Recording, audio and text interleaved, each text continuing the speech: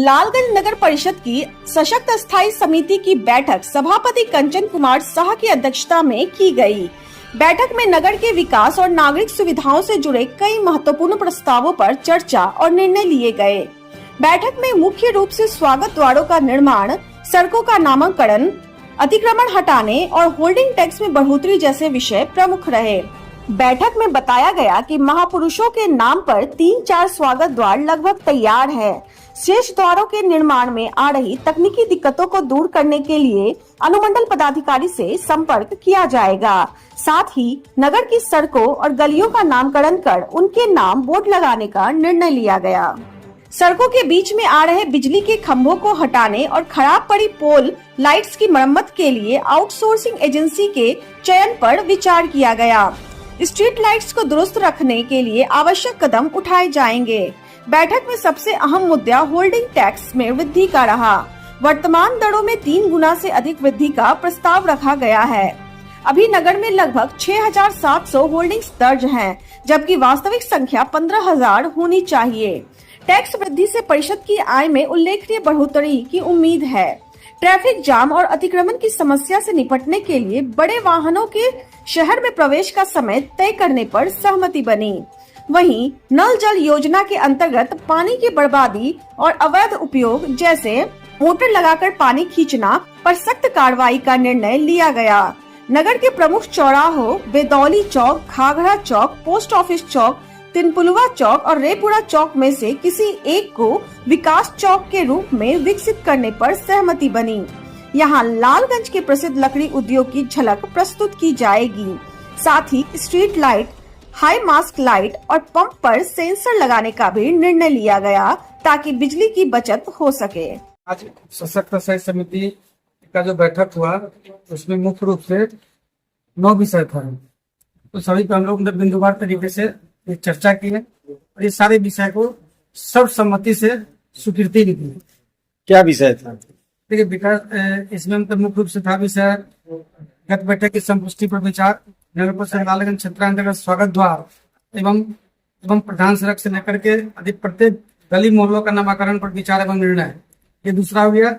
और ये तीसरा था ये स्वीकृत योजनाओं के विद्युत पोलों के स्थानांतरण ये करने हेतु विद्युत विभाग से अनुरोध करने पर विचार के संबंध में बिहार नगर पालिका क्षेत्र विज्ञापन नियमावली 2023 नीति की स्वीकृति पर विचार एवं निर्णय। इसी प्रकार टोटल ये 9 बिंदु थे। इसमें मतलब मुख्य आगामी अधिक पर्व त्योहार को देखते हुए शहर के अतिक्रमण प्रबंधन एवं जाम के ये समस्याओं से निजात हेतु विचार एवं निर्णय, ठीक है ना। Street light, submersible pump, high mask light इत्यादि पर सेंसर लगाने के संबंध में विचार एवं निर्णय। विभागीय निर्देशानुसार नगर परिषद लालगंज क्षेत्रांतर्गत विकास चौक का निर्माण अधिक करने पर विचार एवं निर्णय। बिहार नगर पालिका अधिनियम के अनुसार नगर परिषद लालगंज के होल्डिंग टैक्स को अधिक पंचायत से परिषद के अनुरूप करने पर विचार एवं निर्णय। बिहार नगर पालिका नगर परिषद लालगंज क्षेत्रांतर्गत अधिक पोल पर अधिष्ठापित लाइट मरम्मती एवं अन्य कोई भी नया कार्य हेतु आवश्यकता अनुसार आउटसोर्सिंग एजेंसी के चयन पर विचार एवं ये निर्णय। टोटल 9 विषय थे। इसी पे हम लोग ये सर्वसम्मति से जो लालगंज में जो जाम की समस्या है वो बराबर चर्चा में आता है कि जाम की समस्या खत्म हो जाएगी, भाई जैसे कि तैसे ही रह जाती है। सिर्फ बैठक में ही निर्णय लिया जाता है या धरातल पर काम किया जाता है? सबसे पहले हम आपको स्पष्ट कर देते हैं कि जो निर्णय अभी तक नगर परिषद में लिया गया है सशक्त स्थायी समिति से लेकर के अधिक बोर्ड की ये बैठक तक, तो उसके अनुपालन में हम लोग लगे हुए हैं।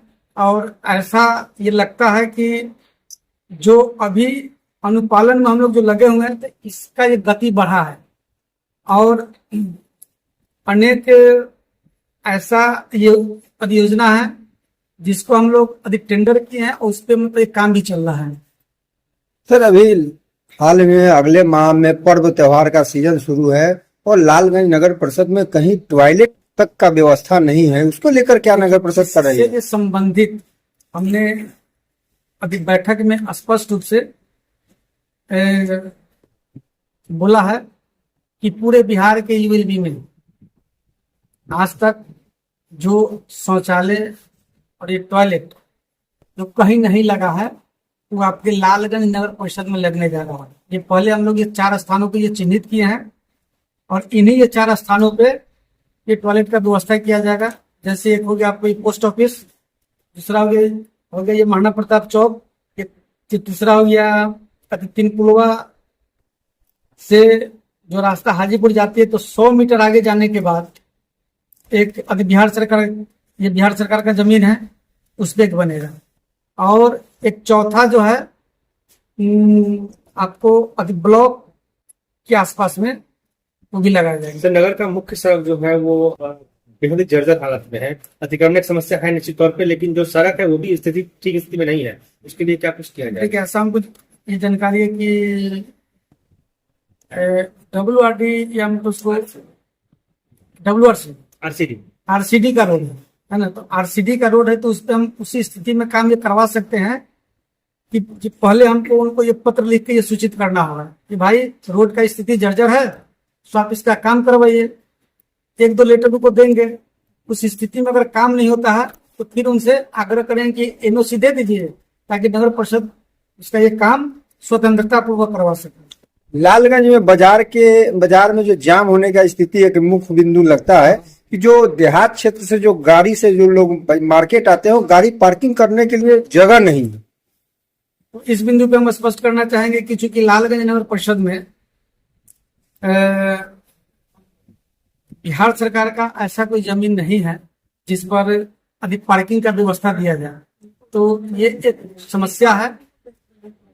जहां तक हमको ऐसा लगता है कि चूंकि हमारे नगर अधिक परिषद गांधी चौक से जो थाना रोड जाती है तो इसमें 2-3 मार्केट है, तो 2-3 मार्केट है तो हम लोग ये पहले यदि बोर्ड में निर्णय लिए हैं कि वो अभी जर्जर स्थिति में है, उसको ध्वस्त कराते हुए जब नया मार्केट कॉम्प्लेक्स बनेगा तो हमारे तरफ से ये पूरा ये प्रयास रहेगा कि मार्केट ये अति कॉम्प्लेक्स के ये ग्राउंड अंडरग्राउंड में गाड़ी पार्किंग का भी सुविधा हम लोगों को मुहैया कराए।